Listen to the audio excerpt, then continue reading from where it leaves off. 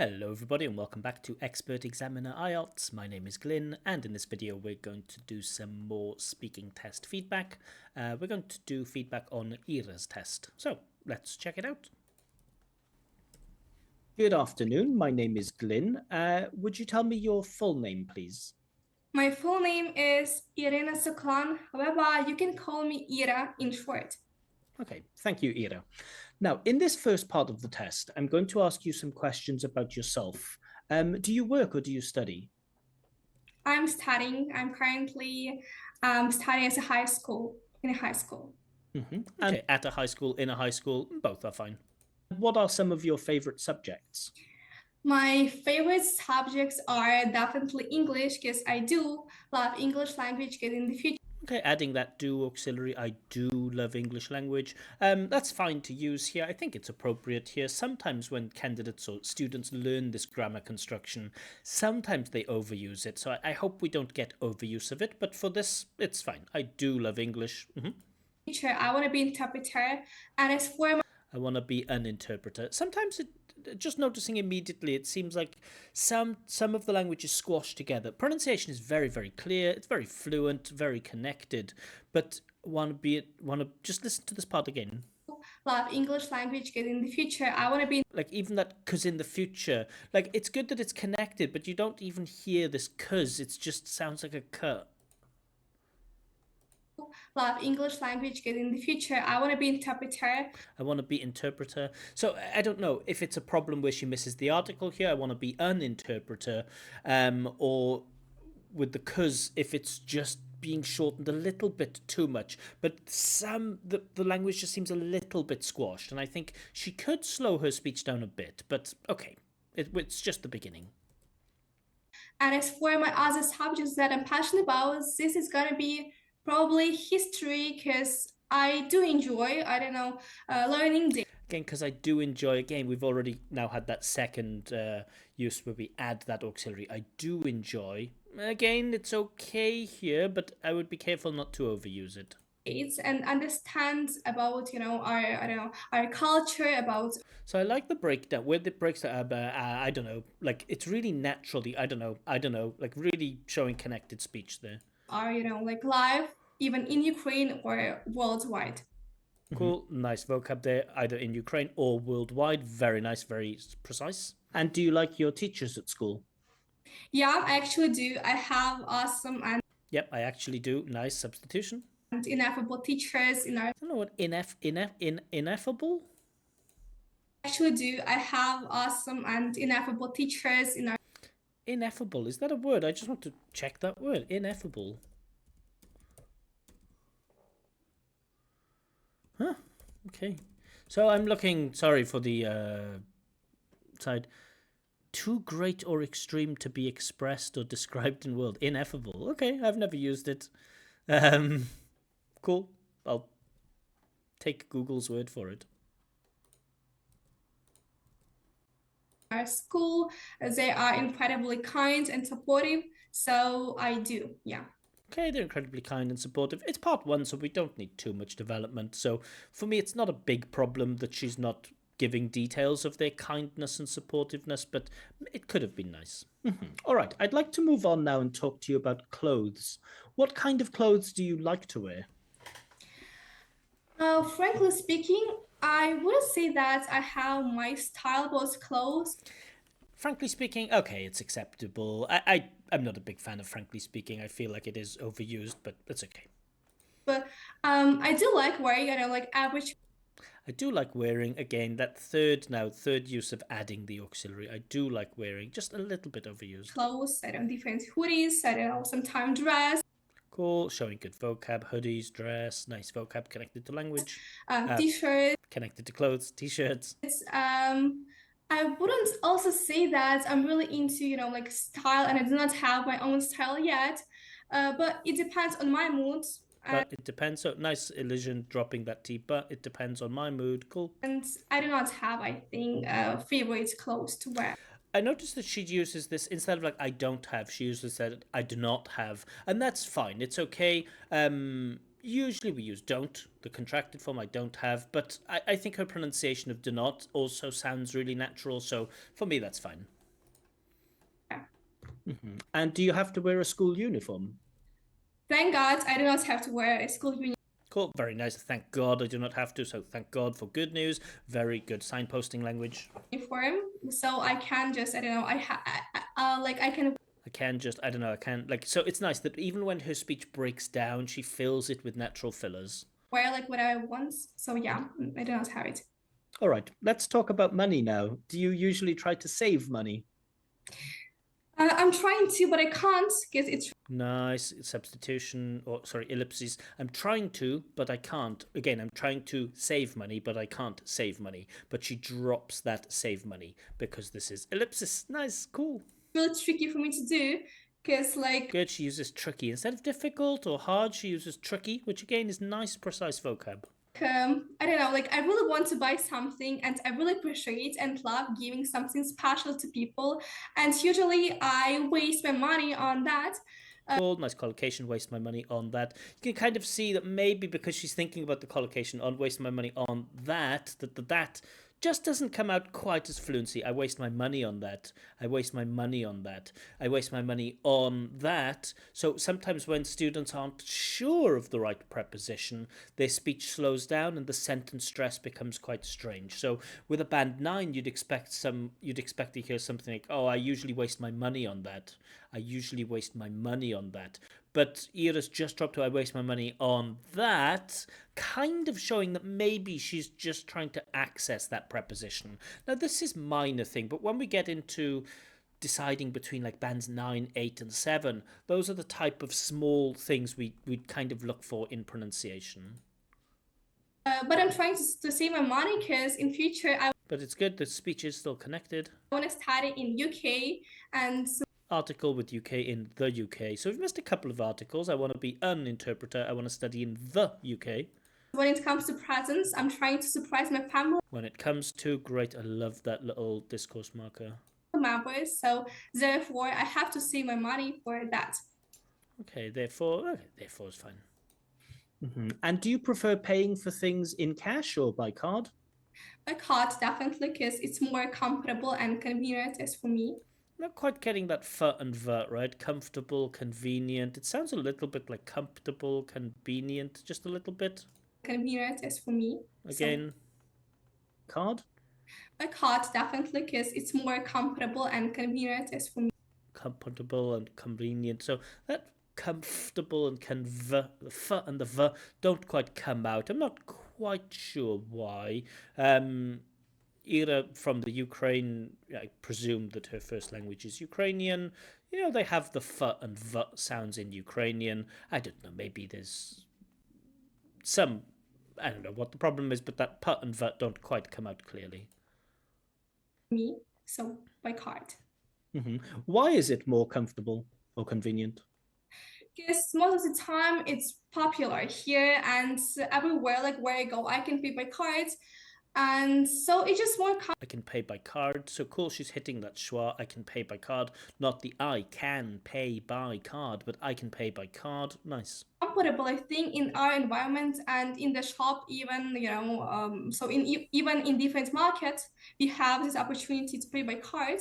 So it's gonna be comfortable. And do you ever receive money as a gift, like for your birthday or for New Year? For sure, yeah, but I did not Again, very natural, really, for sure, yeah. Not just yes, but for sure, yeah. Showing emotion in her pronunciation. Good stuff. really fancy it. I'm not into it. I don't know about fancy. It just feels a little bit here like pre-rehearsed language. I know a lot of students learn words like instead of "I don't like" use "I'm not keen on" or "I'm not fond of" or "I don't fancy it." And we have to be careful when we learn things like this because we might think that they are direct synonyms. And "I don't like something" and "I don't fancy something" or "I don't want something" and "I don't fancy something." They aren't exact synonyms. And if you learn them as exact synonyms, sometimes they can sound a little bit strange in the test. So "I don't fancy" is usually like, not that I don't want it in general, but I'm not really in the mood for it right now, right? Oh, I don't fancy going out right now. It's more like a temporary absence of desire rather than a general absence of desire. And so when Ira says here, oh, I don't fancy it, she's trying to say she doesn't like it in general, but don't fancy used to talk about something more temporary. But anyway, I'm not here to explain vocab or grammar. I just want to make that point that sometimes when candidates try a little bit too hard to use these fancy synonyms, they sometimes get them wrong. And for me, it's just slightly wrong here. Because like I would rather like to get, like something special and important. Not I would rather like to get, I would rather get.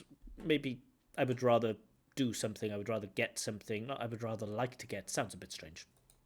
Rather than money, but money is incredible because that's actually like out that's actually like ineffable because I can just come Can we get that ineffable? I don't know. It's a strange choice of word, ineffable. like out that's actually like ineffable. And notice that now we do get a bit of a negative breakdown in speech. So far she's been very good. When she breaks down, it doesn't lead to a lack of coherence, but just notice here that this breakdown towards the end just throws the listener off a little bit. Incredible because that's actually like out that's actually like ineffable because I can just come true my dreams and fulfill my desires. So I can come true my dreams. We don't say I can come true my dreams. My dreams can come true. I can make my dreams come true. And again, this shows just a little bit that maybe Ira is trying a little bit too hard to use impressive vocab. Her vocabulary is already impressive and she doesn't need to try to exploit or hack or find extra ways of using high-level vocab because her vocab is already good. And my worry is that if we get too much of this trying to use impressive vocab, it's actually going to pull her vocab score down.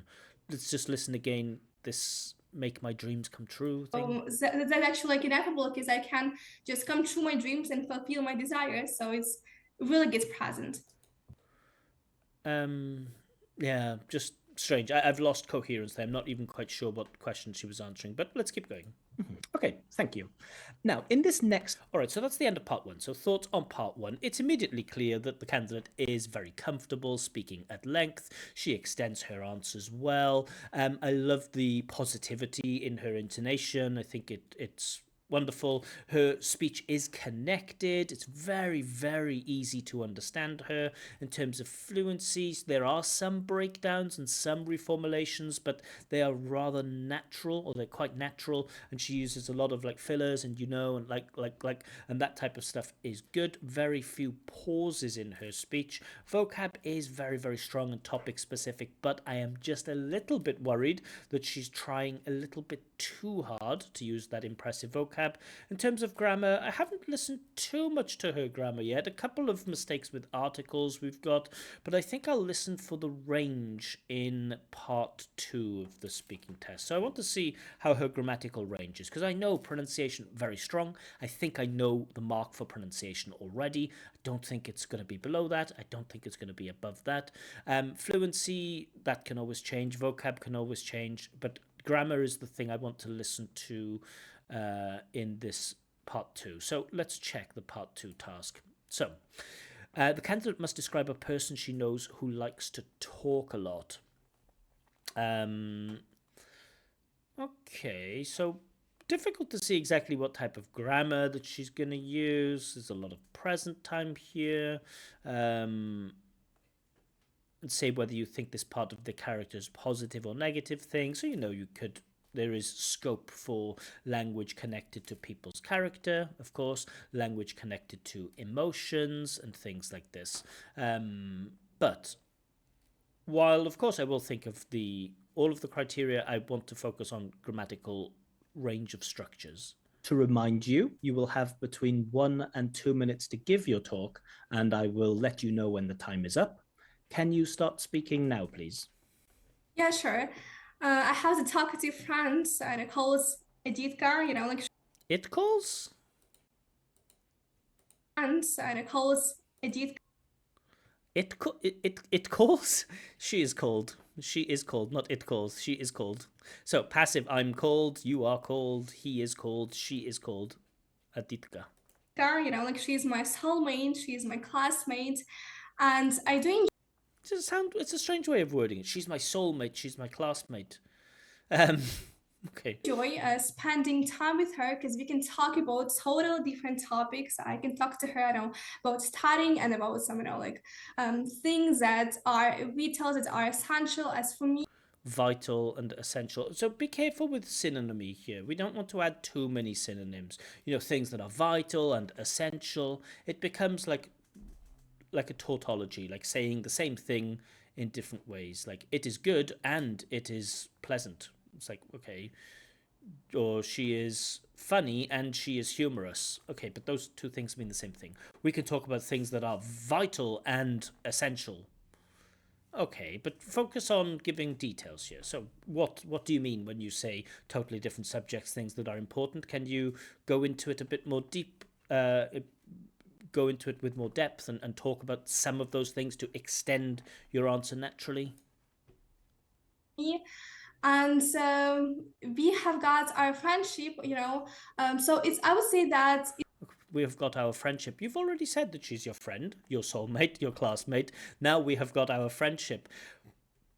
And it feels like you're trying to activate words here, but think about the person and think about the questions, right? Describe who the person. So I have a friend, she's my best friend actually, and we study together. Her name is Aditka. I've known her since we were, I don't know, maybe like 6 years old or 7 years old. We met when we were in primary school, and of course she talks about absolutely everything. Sometimes we like to gossip about some other people in our high school, but she's also quite a smart person, and she likes reading a lot, so we speak about the different books that we're reading. And also she's very funny, like she loves telling stories and telling jokes and things like this. So that's one of the reasons why I like her, is because we can speak about anything, right? We're going in with more depth, with more details. We're not just trying to activate vocab.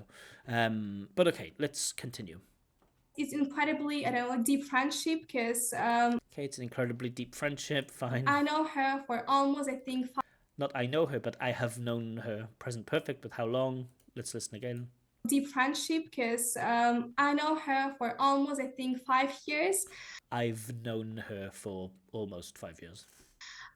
So we are, I think, like we are really good friends with her. I know, but you've told me now this is probably the fifth or the sixth way of telling me that you are very good friends. I know that you're very good friends. That part is done. Because we have like different topics to talk and we can get on well, really good. We can get on well, really good. Again, that's another way of saying we have a good friendship. And we actually like, usually talk about, I don't know, like something like important, something You've told me. essential for us.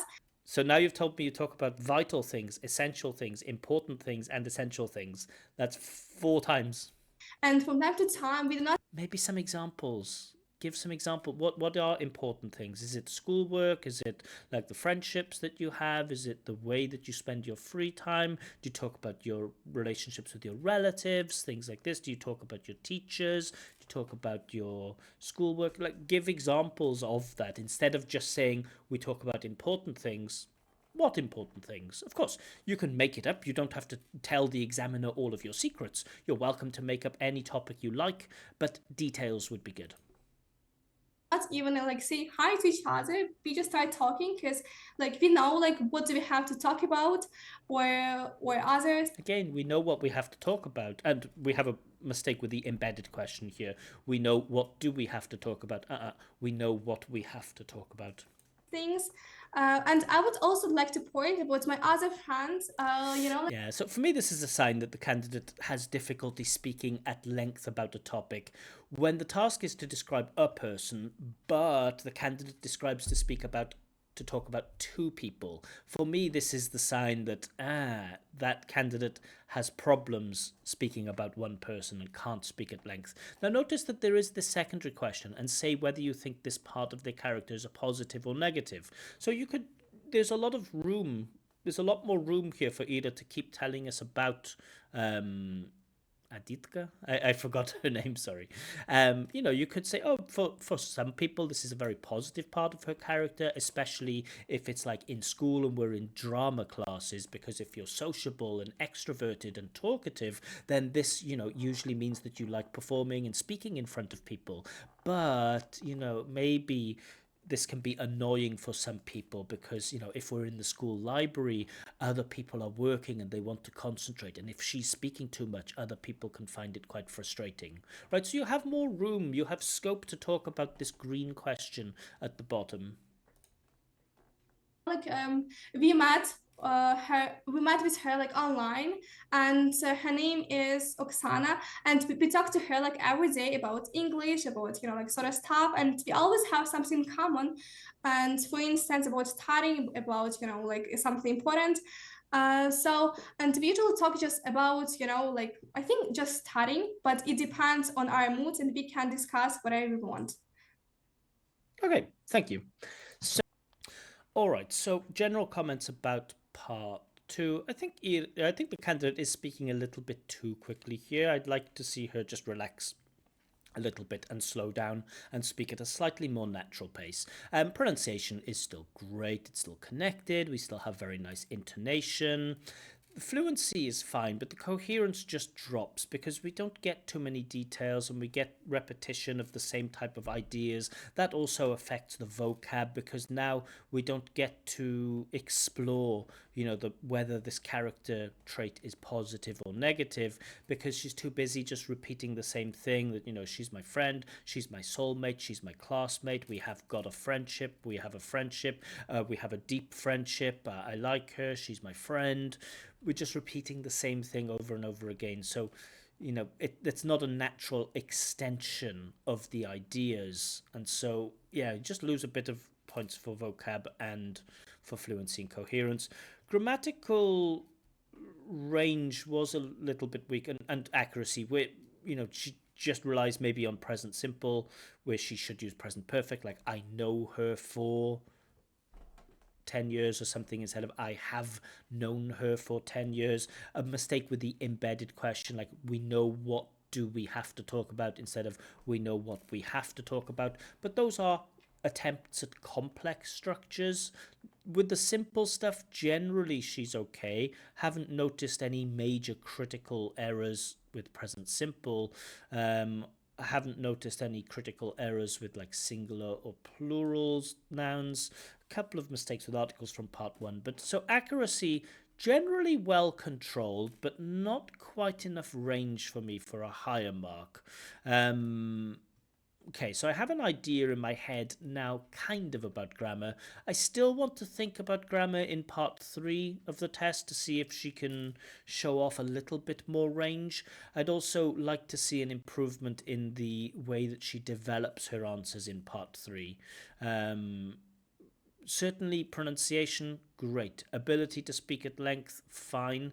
But can she now speak at length in a meaningful way without repeating her ideas over and over? Let's see. So you've been talking about a person who likes to talk a lot. Now I'd like to move on and talk about introverts and extroverts. Do you agree that younger people today are more introverted than people were in the past? Probably, I would say that I do agree. Again, just so you can slow down a little bit. Again, probably I would say that I do agree. And again, I do agree it's okay. But now this is the fourth time we've had this added auxiliary. I would say that I agree. That's fine. Probably, I would say that I do agree.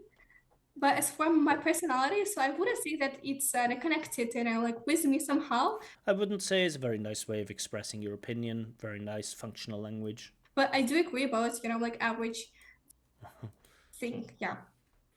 And why do you think they're more introverted now? So she said that she's agreed, but she hasn't given any real development of this. So I'm just inviting her to develop and say, okay, well, what do you think are some of the reasons why this happens Nowadays? Because most of the time, I think teenagers, they usually use, you know, like their phones, their, you know, like laptops. They do not really want to hang out and spend time with other people. They want to be on their own. And probably because of like their just personality. And but I would say that it's most of the time it depends on the person, but not on, you know, I think it's fair, isn't it, to say that nowadays most people are, you know, they'd rather spend time on their phones or their laptops. I think that's a reasonable idea, an explanation for why young people tend to be more introverted. Okay. something else. And what kind of work do you think might be suitable for an introvert? Working, I think, from home. I don't know, like online work is gonna be good because they Cool. Online work is going to be good. I completely agree. But can you give examples then of any jobs that could be online? That would show off some nice vocab. do not have to talk to people most of the time. They have just to do something else. Word order is strange. They have just to do something. They just have to do something. So that position of just have to do something. So I would say that it's gonna be like online work, but What kind of online work? Could we go into detail? it depends. I think that they can work like somehow like outside, but do not just communicate a lot. So if they can work outside, can you give some examples of these jobs? Because the question is, what kind of jobs? Maybe some examples of jobs would be very useful. Do something else.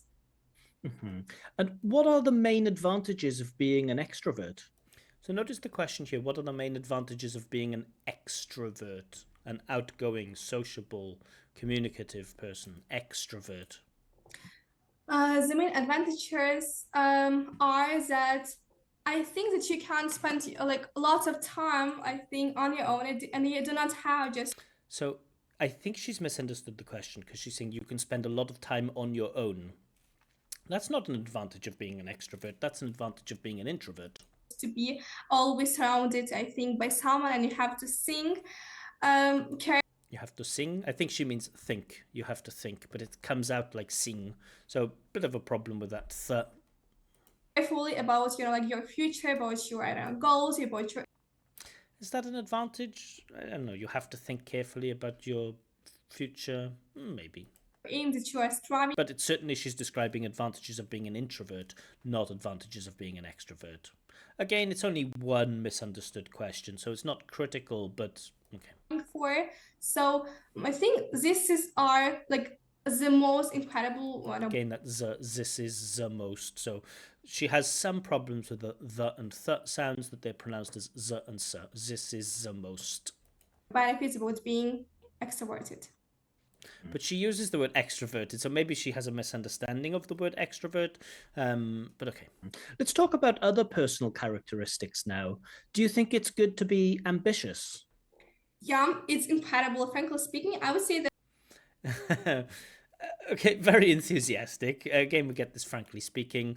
Some alternatives for frankly speaking that are a bit more natural, maybe to be honest, to tell the truth, honestly. Those are more natural, I think, alternatives to frankly speaking. I know that in the, let's say, the Eastern European or Slavic world, I know a lot of schools teach frankly speaking, frankly speaking, frankly speaking. In Russian, they have like честно говоря, and maybe in many places they translate it as frankly speaking.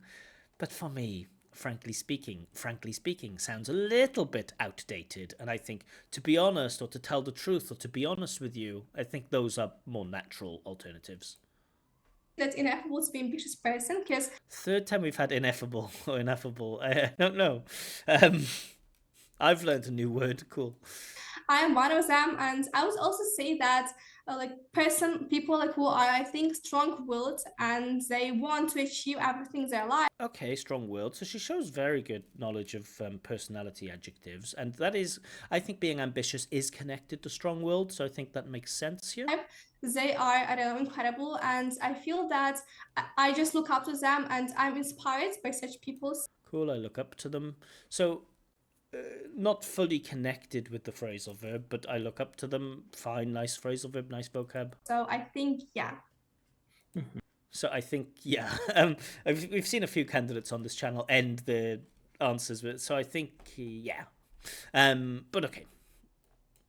And what do you think is more important, being kind or being clever?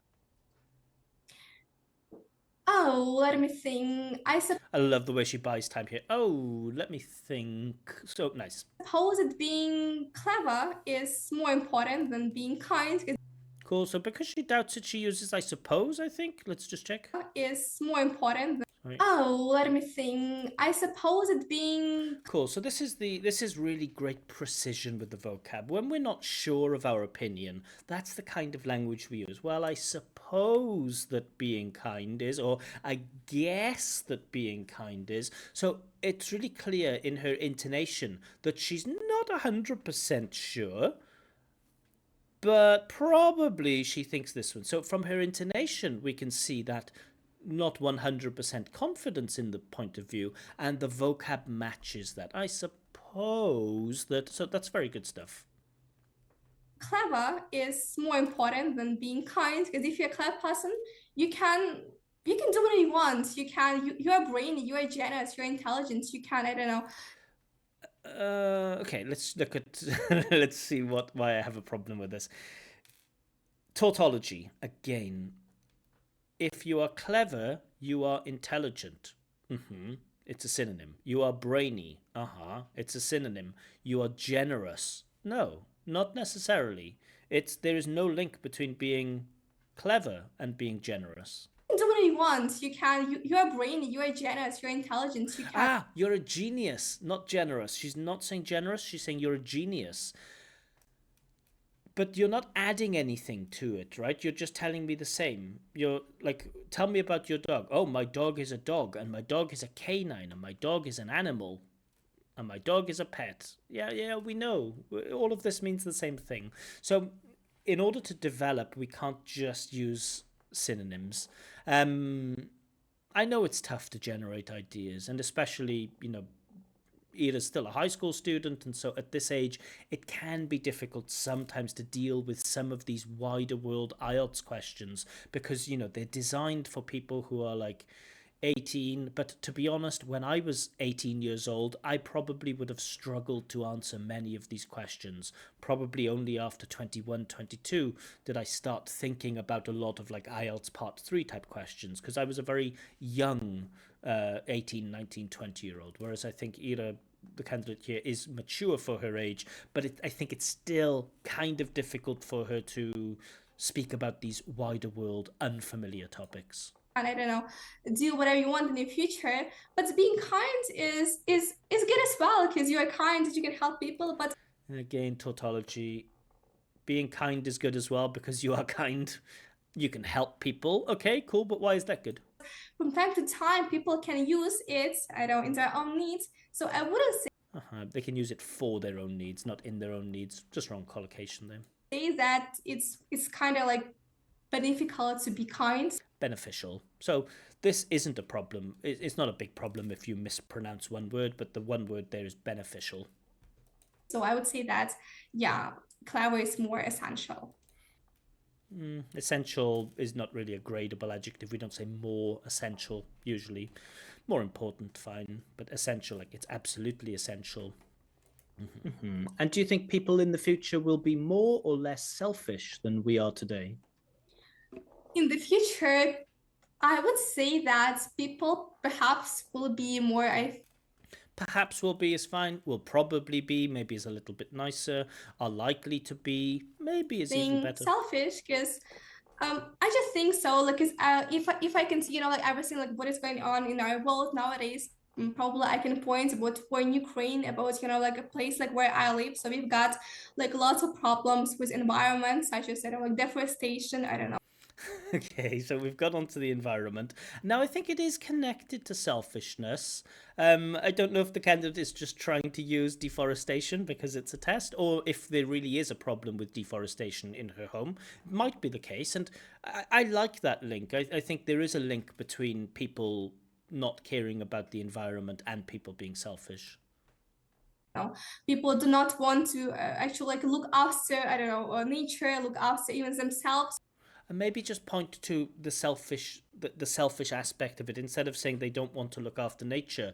Maybe explain how their selfishness leads to that, right? So people, they don't want to recycle because that means separating different kinds of rubbish, and the selfishness here means that people value their own time too much because they'd rather spend time doing things that they enjoy rather than doing important things for the environment like recycling. That might connect the selfishness to it a little more closely. from time to time. They do not want to pick up litter, like sort of stuff. So I would say that, yeah, I guess Pick up litter again, very, very nice natural language. they're going to be more selfish in the future, unfortunately. Just because people are selfish now, I don't really see the link about why people necessarily will be more selfish in the future. Thank you. That is the end of the test. All right, so that's the end of the test. Not the easiest one to score, but not crazy difficult either. So let's have a look at some of these marks. Fluency and coherence. After part 1, I wanted to give the 8, but I am going to give 7. And the reason for this... So first, good points about fluency. Your fluency is amazing. Fluency is amazing. Your flow is nice. And you don't have many pauses. Breakdowns are filled with suitable fillers. Fillers, kind of like, so you do that well. You don't have a lot of like long pauses. Good stuff. Unfortunately, you often rely on repetition of ideas in order to keep going. So there's a struggle to develop the idea in a natural way, and so you tend to repeat the ideas, right? So let's say you have a simple question like, what do you do in your free time? Now, a natural development would be, okay, I do a variety of things in my free time. If I'm feeling particularly introverted, I like to stay home and read books. Like, I'm really into classic American literature, so I read a lot of like Hemingway and Fitzgerald. But also there are times in my life where I feel quite sociable, so I like going out and hanging out with my friends and even doing some sports, because sport is good for the mind and it's good for the body, right? That's a natural way of developing. And sometimes your answers rely on repetition, and your answers are like, so what do you like doing in your free time? Oh, I like reading, reading with books and magazines, and reading like different articles and reading like novels. And when you're reading and you've got a book and you like open the book and you're like reading and you get the information and you're reading, and and also the magazines, because they have articles, and the magazine, I like to touch it, and like I like to open the magazine. It's like you often end up saying the same thing. Not always, more noticeable in part 2 and part 3. Part 1 was okay, but you often rely on that repetition to keep going. So that's why you get the 7, not the 8, because you probably could get the 8 if your ideas were just a bit better organized. Lexical resource, again, I'm going with 7, and I feel like that's a little bit low. Now, again, you have enough vocab to get an 8 for sure. I don't know if you have enough vocab to get a 9, but you definitely have enough vocab to get an 8. So your vocab is naturally very strong. However, there are times when you repeat a lot of vocab. And more importantly, it is noticeable when you try to use overly impressive language. When you look for those synonyms like fancy and things like this, when you try to do that, it's a little bit noticeable. And when you like, oh, I can my dreams make true, or my dreams come true, or I can come my dreams true, or something like that you said, it's noticeable that you're just trying to use that language. You're not absolutely sure of how that vocab works. I think if you avoid trying to use all of this impressive vocab and you just use the vocab that comes to you naturally, probably you have a voice in your head, one that says, okay, this is what I want to say, and probably there's another voice in your head that says, this is an IELTS test, try to use more difficult vocab, try to use this one, try to use that word that you've learned recently. I think if you turn that second voice off, the voice that tells you it's a test, use more difficult language, if you turn that voice off, I think you'll get an 8 in lexical resource. Okay. Grammatical range and accuracy, I have to go for 6 for this, so it's just slightly weaker with grammatical range and accuracy. So generally your accuracy is okay. However, there are a few, let's say, a few noticeable errors with word order sometimes. I have just to do it instead of I just have to do it. There were a couple of things. Embedded questions wasn't. Oh, that's a difficult one. Your accuracy is okay with basic grammar. Sorry, with basic grammar. However, there are a few noticeable errors with word order and articles. As for range, there are some attempts at using more complex structures, but these have more errors. So when I think you tried to use the passive, you had a mistake. When you tried to use some embedded questions, like we don't know what we have to speak about, it came out as we know what do we have to speak about. So when you try to use those more complex grammatical structures, you have more mistakes. And we really want to see, we want to see good control of basic grammar, but also we want to see some success with complex structures. And for me, just not enough success with the complex structures. Pronunciation, I think we can award the 8 for this. So firstly and most importantly, the examiner can understand you without any effort at all. You sustain good intonation throughout the test, and regularly, but not always, but regularly demonstrate features of connected speech. So connected speech is one aspect of pronunciation, and it's, I think in the IELTS criteria, it's only mentioned in band 9, but you show some good features of connected speech. Not always, but some. There are a few small problems with some phonemes, especially everyone's favorite th sound. Th and the, you know, this is the best thing in the world. This is the best thing in the world. And I know that's a problem for many speakers all over the world, because many languages don't have this the and th. The and th. But it doesn't get in the way of your pronunciation. Your pronunciation, I think, is your best part, and so awarding 8 for this. So overall, that gives us an overall score of 7, and I think that's fair. Maybe overall 7. So where could you improve? Grammatical range and accuracy, that's the weakest point. So yeah, it seems too obvious to say, like, try not to make basic mistakes. Be careful with articles. Can I say be careful with articles? Feels a bit empty. I know articles are difficult rules to learn, especially if your language doesn't have them. If the candidate's first language is Ukrainian, then that language doesn't have articles, and learning articles is just a pain.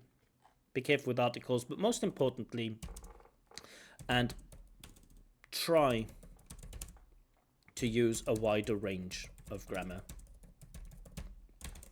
So I know in this part of the world, students learn a lot of grammar about, like, first conditional and second conditional and third conditional and passive voice and gerunds and infinitives and complex subjects, complex objects. I know that in this part of the world, grammar is taught pretty well. And so you can try to look for opportunities to use some of that wider range. And in terms of vocab, I think you can improve there. Try to avoid using impressive IELTS language. Don't worry about finding every synonym for every word. It's really obvious, it's really noticeable that the candidate is trying to find a bunch of different synonyms. And about coherence, your fluency is great, but you can improve your coherence by focusing more on the question than the language. I think your natural language skills are very strong. I think you could really benefit from, you know, speaking clubs or discussion things where you have to discuss a range of issues and you have to see a bunch of different opinions, and then you have to evaluate those different opinions and give your own opinions. I think you'd benefit from a lot of that type of work, just getting into the habit of like discussing different things in detail, explaining reasons why you believe things and stuff like this. That could certainly help with part 3. So yeah, what do I expect in the actual test? I expect the candidate to get 7.5 probably in the real test, but for me, this speaking performance was 7.0. Yeah. So if you have any comments, if you agree or disagree with anything that I've said here, please do let me know in the comments. Also, if you could like the video and subscribe and do all of that good stuff, it helps the channel a lot. Yeah, so I am doing free mock speaking tests, and I'm doing writing checks at the moment too. If you'd like a speaking test, or if you'd like me to check your writing, please do get in touch. Information on how to contact me is given below. Please keep in mind that I get a lot of requests and I can't reply to everyone immediately. So many people write to me and they write not only one message, but they write 5 or 10 messages, sometimes even slightly aggressive sometimes. So please keep in mind that I'm just one person trying to do as much as I can. But I'll leave it there for now. Thank you very much. Have a wonderful evening or day or weekend or whatever. See you. Bye-bye.